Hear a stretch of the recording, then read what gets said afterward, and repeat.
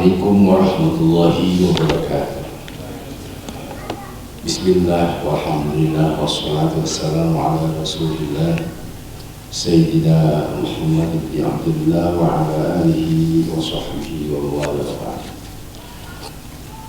Mari kita lanjutkan tafsir maupun itu. Insyaallah hari ini kita akan membahas surat Al-Hujurat ayat ke-10. Kita buat judulnya yang mudah, yaitu merekatkan persaudaraan Muslim. Kenapa kita harus membahas rekat? Sebab umat Islam itu disebut ayat ini adalah bersaudara, dan persaudaraan umat Islam sudah nampak di hadapan kita, berjauhan satu sama lain, bermusuhan satu sama lain, bahkan sudah melakukan fitnah memfitnah satu sama lain. Ini sebabnya realitas surat Al-Hujurat ayat 10 adanya surat Al-Hujurat ayat yang ke-6, di mana ayat yang ke-6 itu menggambarkan tentang peran media sosial, peran berita di hadapan umat Islam. Karena menelan mentah-mentah berita atau medsos yang ada di hadapannya, sehingga terjadilah perpecahan umat Islam. Dan atau karena ada penyelewengan dari media sosial digunakan dengan cara baik.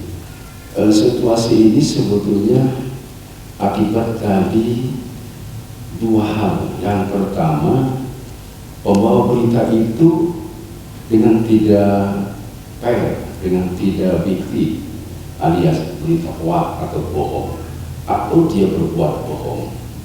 Dan yang kedua, hal kedua, karena masyarakat kita, termasuk umat Islam, tidak bisa melakukan di ayat Al-Hujurat 6, tidak bisa melakukan pengecekan terhadap berita itu atau reject. Check in reject itu bagian dari pelaksanaan dari surat Al-Hujurat ayat 6. Nah, karena itu sekarang kita harus mencari solusi. Solusinya yaitu merekatkan persaudaraan sesama umat Islam. Sebetulnya yang direkatkan bukan hanya umat Islam, seluruh bangsa dan seluruh umat manusia, baik bangsa-bangsa lain atau umat-umat lain. Kalau bangsa lain artinya secara bilateral, seluruh bangsa di dunia harus direkatkan oleh kita. Secara umat, kita umat Islam dan ada umat-umat lain juga harus direkatkan oleh kita. Karena itu muncul ada ukhuwah basyariyah, persaudaraan secara manusia, merekatkan atau ukhuwah persaudaraan secara umum bangsa-bangsa di dunia. Dan ada ukhuwah wataniyah. Ukhuwah wataniyah khusus artinya merekatkan bangsa Indonesia, umat Islam yang ada di Indonesia. Itu bagian ketiga, itu disebut ukhuwah Islamiyah. Jadi ada ukhuwah Islamiyah, bagaimana kita merekatkan sesama Islam. Ini di ayat secara khusus surah Al-Hujurat ayat 10, dan bagaimana kita merekatkan antara umat sesama bangsa, itu nanti dijelaskan di dalam surah Al-Hujurat ayat 12. Mari kita cari solusinya sekarang. Kita sudah jelas persoalannya, ya. Persoalan apa? Persoalan umat Islam sudah semakin menjauh sesama Muslim. Faktornya sudah jelas tadi di dalam Al-Quran surat Al-Hujurat ayat yang ke-6. Sebenarnya kalau kita kaitkan dengan tafsir munasabah, korelasi ayat 10, 11, 12 dikaitkan dengan ayat 6, sebenarnya ada 8 hal yang harus kita perhatikan. 2 hal yaitu bentuk perintah untuk sebagai solusi, yaitu perintah pertama yaitu tabayun. Tabayun itu dijelaskan di ayat 7, wahai orang beriman, hendaklah kamu jika datang suatu berita dari orang lain, orang fasik, maka hendaknya diteliti, tabayun. Sebab jangan sampai kamu mencelakakan kaum atau bangsa atau umat, khususnya mencelakakan umat Islam, jika kita tidak teliti, sehingga kamu bakal menyesal. Ini teksnya dalam surat Al-Hujurat. Jadi itu perintah yang berkaitan dengan solusi ketika umat ini bercerai-berai. Sedangkan yang kedua solusinya itu dalam surat Al-Hujurat ayat 10. Itulah innamal mu'minuna ikhwatun fa aslihu baina akhikum. Jadi asli ini adalah solusi di mana umat Islam retak, di mana umat Islam bercerai-berai dan pecah, bahkan sampai persengketaan yang kacau, maka solusinya adalah islah, rekonsiliasi atau mungkin bentuk-bentuk lain. Diadakan lobby-lobby dan silaturahmi serta diadakan kerjasama, termasuk juga pengkaderan yang dibutuhkan ketika umat Islam dihadapkan dengan perlawanan musuh yang keras, yang kejam sampai melakukan peperangan. Maka islah di sini adalah melakukan satu tindakan yang sama. Faqadu alaihi bimithli ma itu. Kalau mereka memang sudah pakai alat senjata, asli di sini juga kita harus bisa membuat senjata. Kita punya patokan di dalam islah yang dikemukakan para ulama, itu ada 8 islah yang harus kita lakukan sebagai solusi dari perpecahan umat Islam. Pertama, islah akidah. Bagaimana kita bisa merekatkan, menyatukan akidah yang lurus, tidak ada penyimpangan dari akidah satu sama lain. Umat Islam akidah yang lurus dan sama. Jangan ada akidah yang lain yang bertentangan dengan akidah syariah. Misalnya penyimpangan akidah Syiah, Murji'ah, Mu'tazilah, Jahriyah dan lain sebagainya ini. Kemudian yang kedua, Islam ubudiyah, menyelesaikan masalah ibadah. Jangan sampai dasar-dasar dan rukun ibadah juga berbeda. Pemahaman secara fikih kita harus ada kesamaan, meskipun terjadi perbedaan.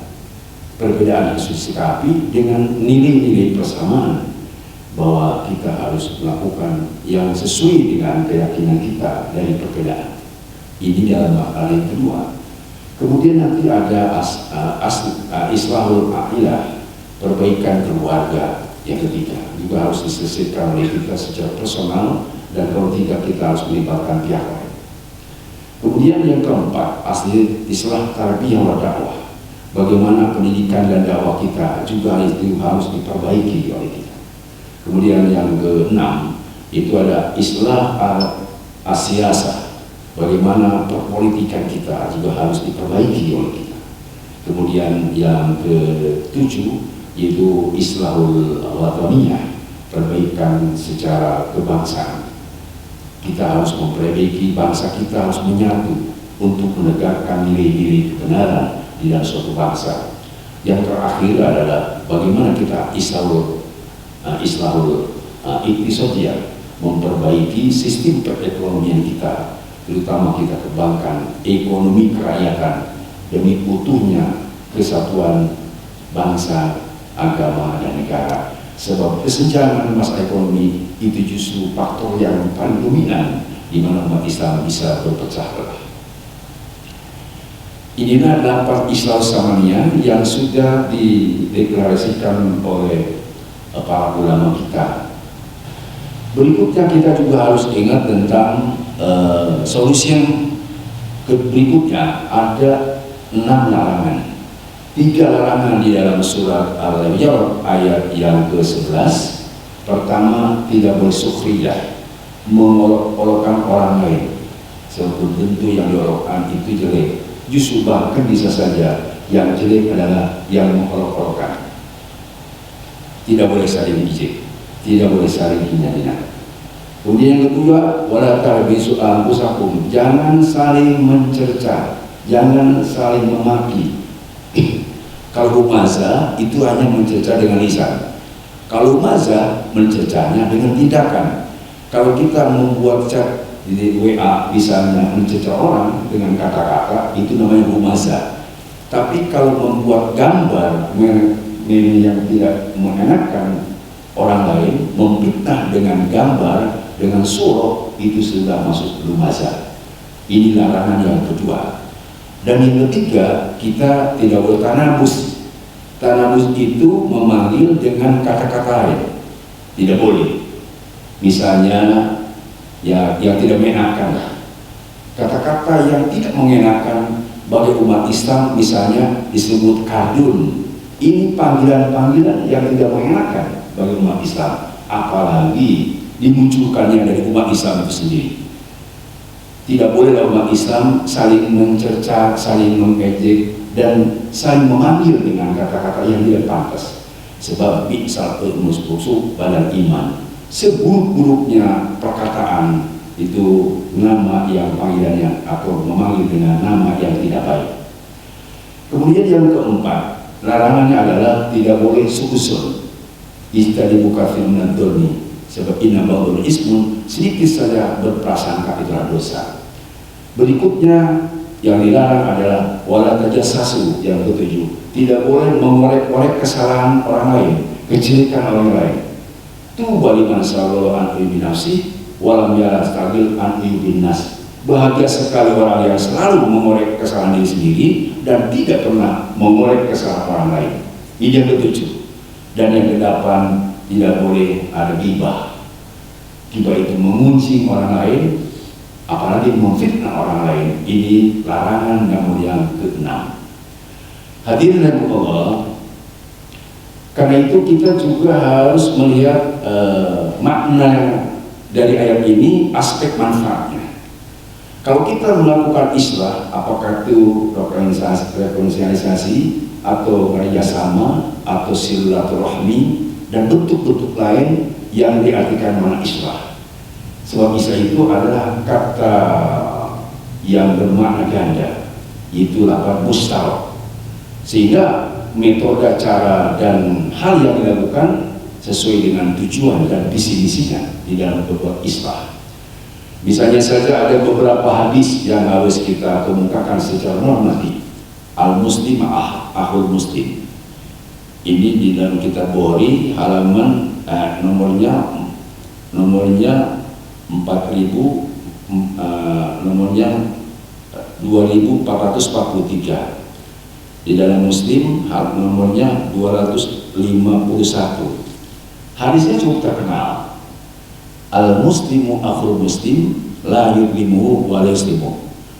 Muslim itu saudara Muslim. Syaratnya dia sebagai seorang saudara Muslim yang hakiki itu ada dua. Satu, la yudlimuhu. Muslim tidak boleh mendolimi Muslim lainnya. Konotasi hadis ini adalah kepada para pejabat, kepada penguasa, tidak boleh berbuat zalim kepada rakyat yang Muslim. Sebab perbuatan zalim itu kepada siapapun tidak boleh. Karena kita berbuat zalim kepada bukan agama sahabat kita, itu sangat berbahaya. Karena itu, rakyat ini tidak boleh berbuat zalim dari penguasa kepada rakyat. Yang kedua, wala yuslimu, tidak boleh membiarkan kepada saudara kita. Pembiaran ini ada dua. Satu, para agniya tidak boleh membiarkan orang fakir miskin.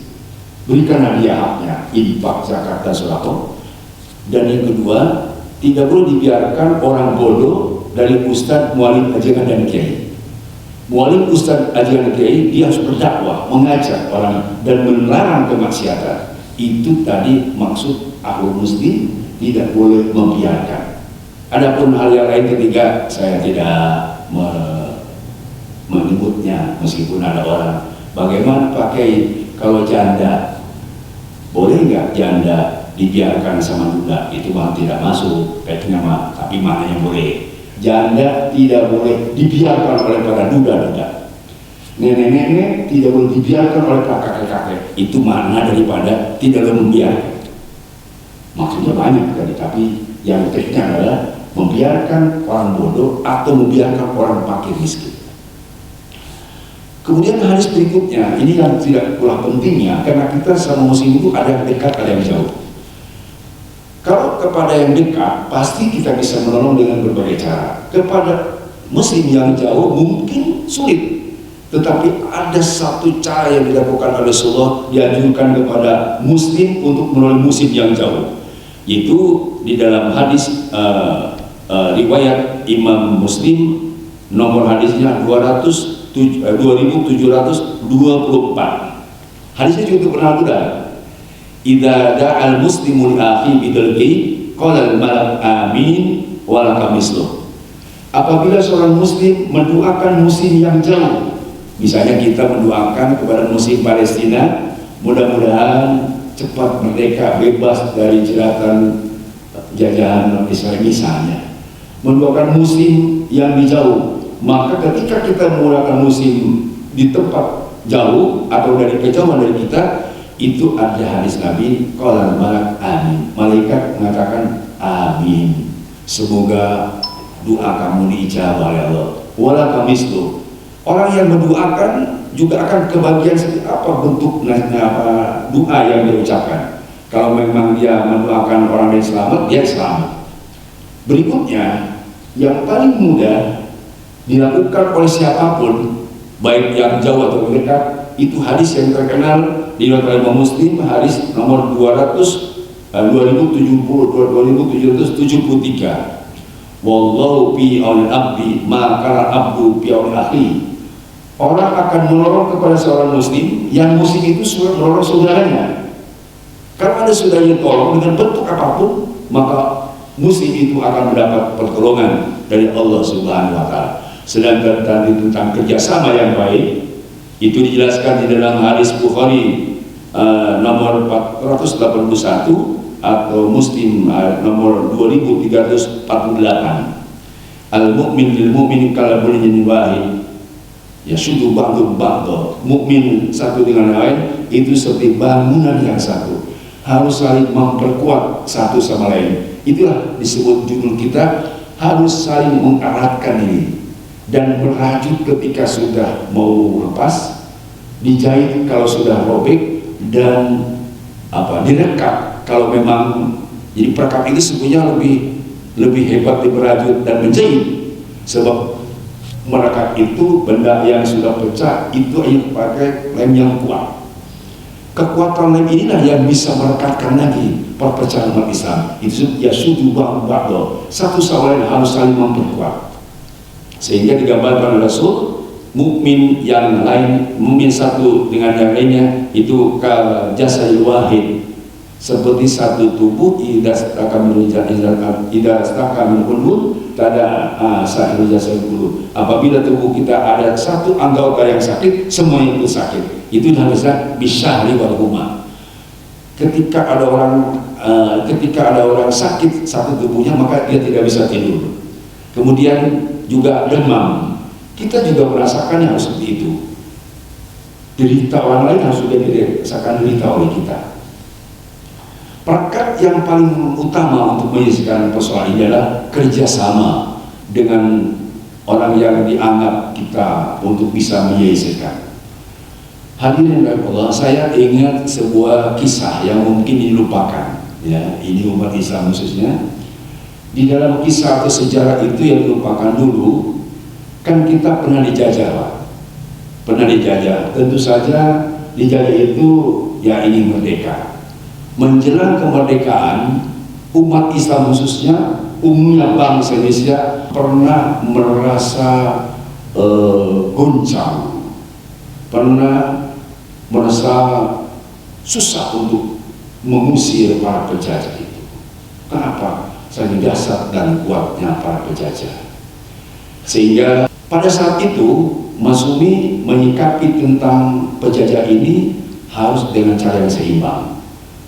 Hasyim Asy'ari itu adalah ketua Masyumi atau yang menahwali Masyumi. Karena sangat besar pengaruhnya, maka kemudian dia menginstruksikan kepada anak buahnya untuk melakukan satu cara keseimbangan melawan penjajah. Di awal tahun 1945 itu ada Laskar Hizbullah. Tidak tanggung-tanggung, Laskar Hizbullah itu dideklarasikan latihan pertama itu oleh Kiai Haji Hasyim Asy'ari. Di mana dilakukannya? Dilakukannya latihan itu di perkebunan karet di daerah Cibarusah. Kalau sekarang Cibarusah terbawa ke Bekasi, dulu masih ke Bogor. Ya, itu ada kampung namanya Cibogo. Di situ ada kiai namanya Kiai Makmul Khalil. Dia adalah lulusan terbaik dari pesantren Tebu Ireng yang didirikan oleh Hasyim Asy'ari. Jadi Hasyim Asy'ari itu mendirikan pesantren setelah 10 tahun mendeklarasikan Nahdlatul Ulama. Nahdlatul Ulama 1926, Hasyim Asy'ari mendirikan pesantren Tebu Ireng 1936. Salah satu santri terbaiknya adalah Kiai Muhammad Nawawi. Di sana disebut Mama Cibogo, sebab di kampung Cibogo. Di daerah situlah di kebun karet diadakan satu latihan. Latihan apa? Itu latihan perang, latihan militer, dan latihan untuk bisa antisipasi penjajah. Dimulai dari tahun awal 1945, karena tanggal 28 Februari. Berapa lama? Kurang lebih sekitar 3 bulan. Para pemuda dan santri se-Jawa dan Madura ada 500 orang dididik, dilatih, bisa karate, bisa angkat senjata, dan termasuk juga karena yang memimpinnya tidak hanya Mama Cibogo, ya, tetapi juga ada sepituannya dari Mustafa Kamal, yaitu dari Tasik, Singaparna, dan ada seorang ulama namanya Abdul Halim. Dia yang pandai membuat bahan peledak supaya penjajah ini dilawan dengan cara mereka. Sebab mereka juga punya peledak, maka Ki Abdul Halim ini membuat cara bagaimana supaya bisa membuat alat peledak atau bahan peledak. Ini sudah dilakukan oleh para ulama-ulama.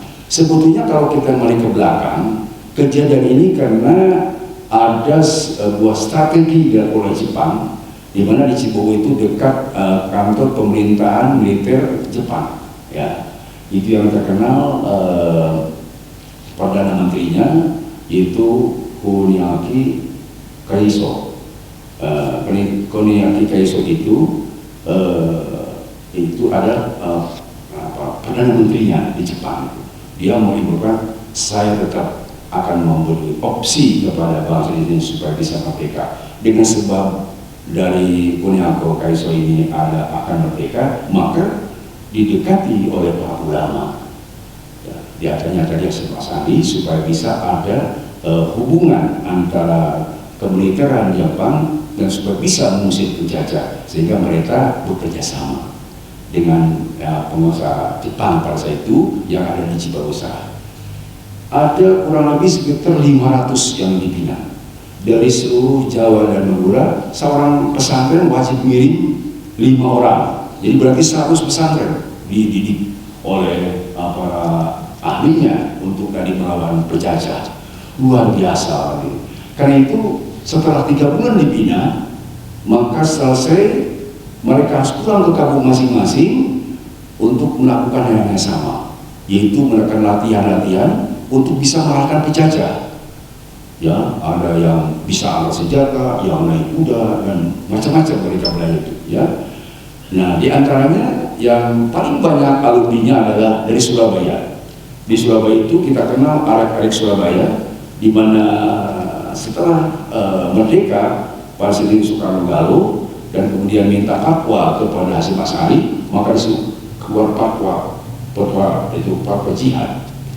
Nah, sehingga di 10 November kita kenal pada tahun 1945, dua bulan ya setelah merdeka terjadi perang karena Sekutu turun, dan sehingga Presiden Soekarno-Hatta setelah dipatwakan jihad, maka kemudian dilawan oleh santri dan pemuda-pemuda di Jawa Timur, yaitu di Surabaya. Kita kenal Arek-Arek Surabaya, sehingga Jenderal Malabi dari Sekutu meninggal di Jembatan Merah di saat itu. Ini saya kira sejarah. Jadi kita untuk mengalahkan musuh itu harus punya yang cara yang seimbang, ya. Nah, misalnya di jam-jam Nabi untuk latihan memanah, berkuda, dan lain sebagainya. Ini adalah sunnah Rasul. Kita akan mungkin berhadapan dengan musuh kita yang juga punya kekuatan yang dasar. Karawang Bekasi itu ada nama yaitu Kiai Haji Nur Ali. di Bekasi sana, di ujung sana itu. Di Bogor ada Soleh Iskandar. Jadi beberapa tokoh Masyumi yang bergabung dengan Hizbullah itu mereka mempunyai satu kekuatan. Bapak bisa pergi ke Bogor Barat, bagaimana sikap terjangnya Soleh Iskandar yang sekarang jalannya memanjang dari Jalan Sudirman sampai ke Selat Rendah. Itu adalah perjuangan masa lalu ketika mereka bergabung merekatkan satu sama lain, ulama, santri, para pejuang pemuda, terutama mereka yang ingin segera bebas negara ini dari penjajah. Ini saya kira makna dari merekatkan antara sesama umat Islam itu tidak hanya umat Islam. Kita sekat dekat berhubungan dengan para ahlinya.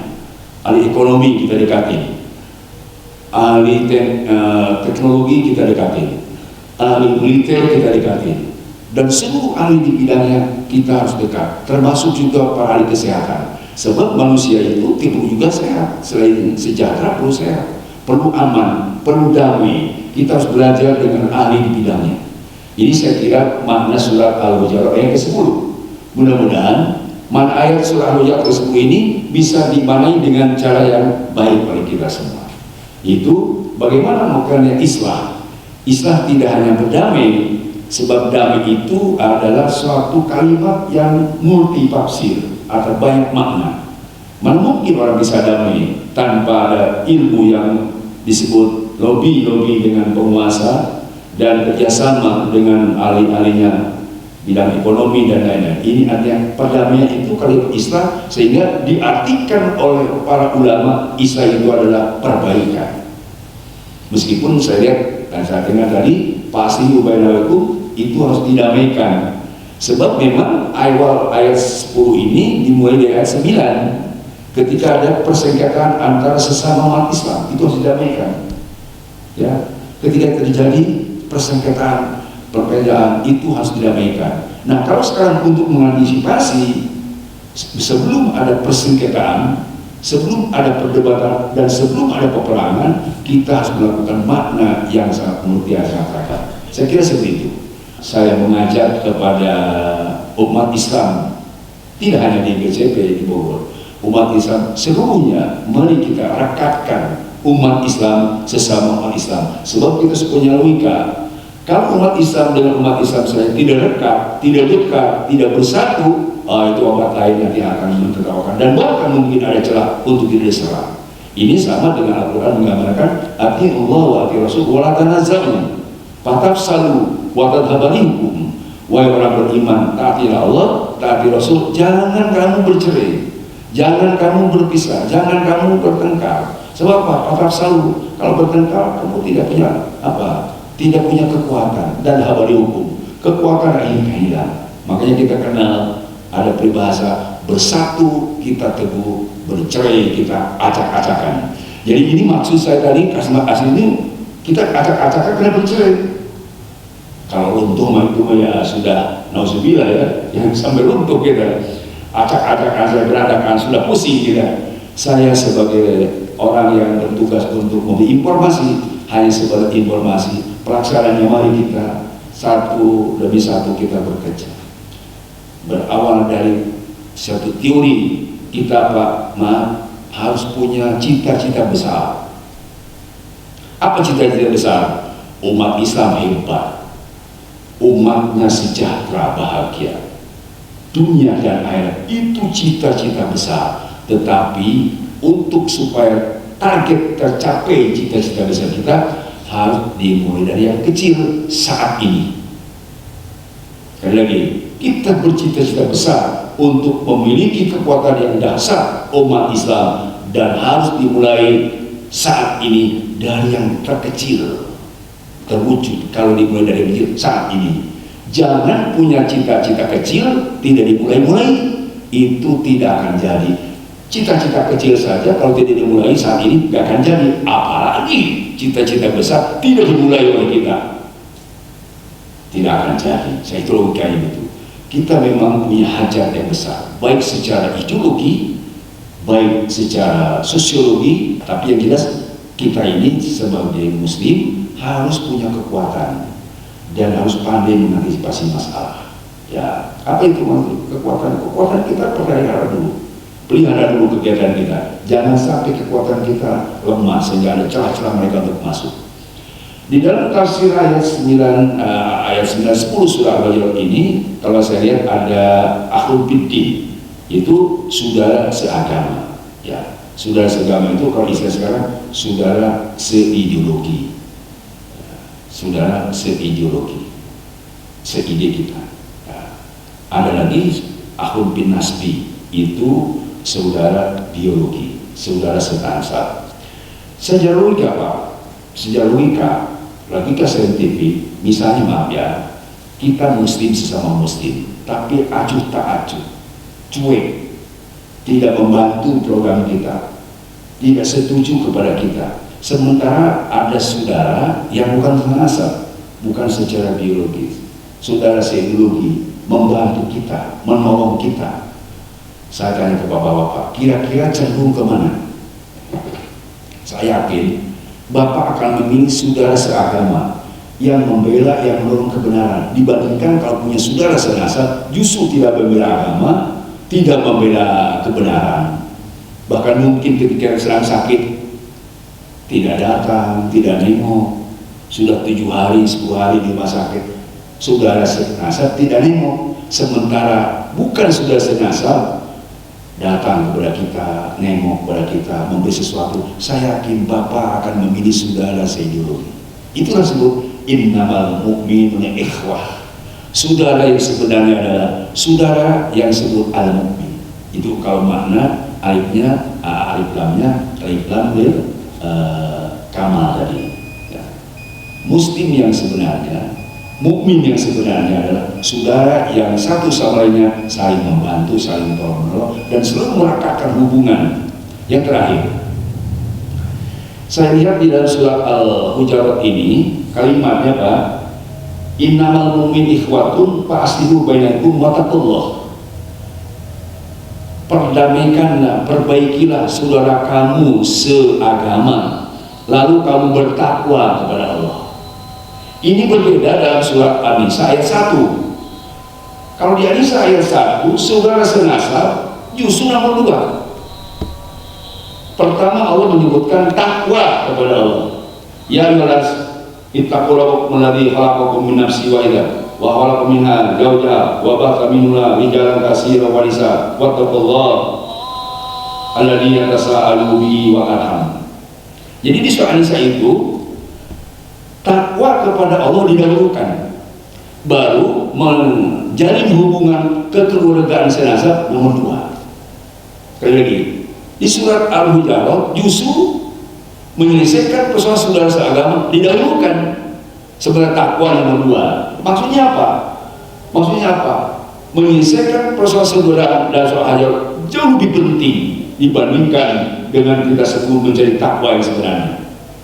Jadi itu maksud dari makna Al-Quran. Kita dengan saudara seagama, saudara seperjuangan, ini yang harus kita dahulukan sebelum kita beribadah kepada Allah. Jadi faktor sosial dulu, faktor lingkungan kita. Sementara di surah An-Nisa kita mempererat hubungan dekat kepada Allah, takwa yang sebenarnya, baru kita menjaga hubungan saudara senasab. Sudah sampaikan saya kemarin, ada orang yang tidak mau menghormat orang tuanya. Saya mau menghormat guru saja. Kenapa menghormat guru? Sebab guru memberikan dari luar ke dalam, sedangkan orang tua hanya mengeluarkan saya dari dalam keluar. Kan seperti benar berpikirnya. Kenapa orang tua harus dihormat? Hanya bisa mengeluarkan cerek dekat dunia, sementara guru memberi ilmu dari luar ke dalam. Kata orang, nggak salah. Kamu bisa menerima ilmu dari guru dari luar ke dalam? Nggak bisa, kecuali kamu keluar dulu dari perut ibu kamu. Aduh, hanya sedua-duanya. Jadi kita tidak boleh begitu. Dua-duanya negara. Saudara senasab kita pakai, mari kita erat hubungan silaturahmi yang baik, dan saudara seagama jauh lebih erat, bukan hanya sekedar silaturahmi. Ada nilai-nilai terpenting, yaitu untuk menegakkan kebenaran, keadilan. Makanya nanti ada kalimat al-akhilau ba'duhum yawma'in adu. Persaudaraan pertemanan satu sama lain akan saling bermusuhan illal muttaqin, kecuali orang yang bertakwa. Ini maksudnya. Surat Al-Hujurat ayat 10. Pertemanan kita, hubungan kita, mitra kita sekarang bersama-sama kita. Satu kantor, satu usaha, satu kampung. Tapi kalau tidak takwa, kita akan menjadi musuh nanti. Jadi di ayat ini menjaga hubungan saudara seideologi, seagama jauh lebih penting, daripada kita menjaga hubungan saudara yang tidak ada nilai agama. Itu maksudnya. Karena ini kita sudah membahas surat Al-Hujurat ayat 9. Beda kalau saya sedang membahas surat An-Nisa ayat 1. Pasti saya tekan takwa dulu kamu kepada Allah, baru lihat saudara kamu. Di ayat surat Al-Hujurat ayat 10, kita harus mempersatukan umat Islam, merekatkan umat Islam, baru kita bertakwa kepada Allah Subhanahu wa Ta'ala. Mudah-mudahan manfaat. Terima kasih atas perhatiannya. Subhanakallahumma wa bihamdik, asyhadu an la ilaha illa anta, astaghfiruka wa atubu ilaik. Wa sallallahu alaihi sayyidina Muhammadin walhamdulillahi rabbil alamin. Assalamualaikum warahmatullahi wabarakatuh.